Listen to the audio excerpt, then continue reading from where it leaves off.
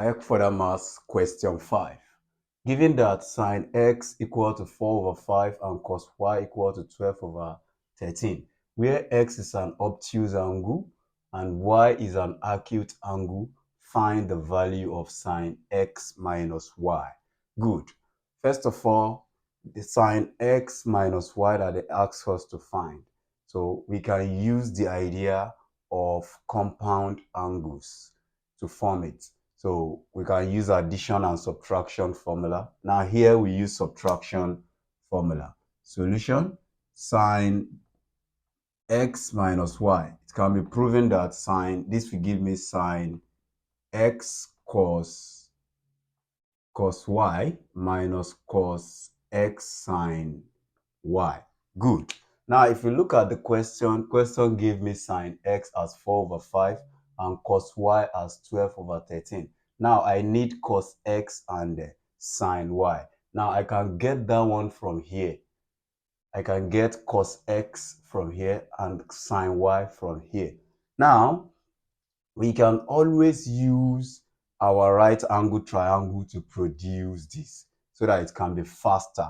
Now, but we need to take into consideration that x is an obtuse angle and y is an acute angle. If x is an obtuse angle, that means it's within the range of 90 to 180. So within that range, cos will be negative and tan will be negative. Similarly, this one is acute angle. Now, for acute angle, that's an angle between 0 to 90. All the three trigonometric ratio will be positive over there. Now, let's find our sine x. We can always use our right angle triangle, but we take note of obtuse. Don't neglect the fact that they said it is obtuse first. So whatever you now produce for cos x, you will negate it. So let's draw this.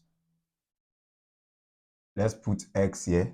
And at the same time, we can also use trigonometric identity. So I'm just using the simpler one. Good. Sine x is 4 over 5. That means this is opposite over hypotenuse. That's 4 all over hypotenuse. Now, these two numbers are among the Pythagorean triplets. Pythagorean triplet is 3, 4, 5. So if we have two sides of a right angle triangle to be 4 and 5, the hypotenuse is 5. That means the third side will be 3. No need of using Pythagoras theorem that will waste your time. So now, from here, we know that sine x equal to 4 over 5. That means cos x will be equal to adjacent over hypotenuse. That's 3 over 5. But don't forget I said cosine will be negative within that range. Let's put minus there. So that we won't forget. It's minus 3 over 5. Now we move. So now they said, okay, let's draw the second right angle triangle for the second one. So let's put y here. They said y is an acute angle. So this is not obtuse. I'm just using it so that it will be faster. So now we have our cos x be 12 over 13 as adjacent over hypotenuse. That's 12 over hypotenuse, which is 13. Now, this is also another Pythagorean triplet. If two sides of a right angle triangle are 12 and 13, then the third side will be 5.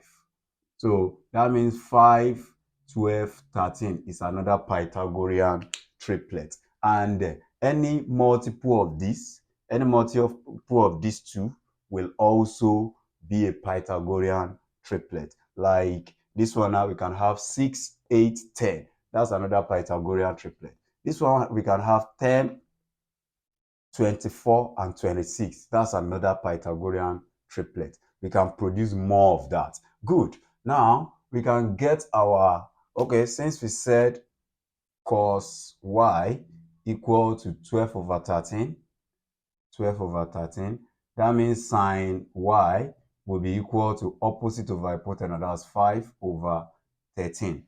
Good. Now let's go back to our identity. Sine x minus y equal to, we have sine x cos y. sine x, which is 4 over 5 times cos y. We have that one as 12 over 13 minus cos x sine y. Cos x is minus 3 over 5 times sine y, which is 5 over 13. Good.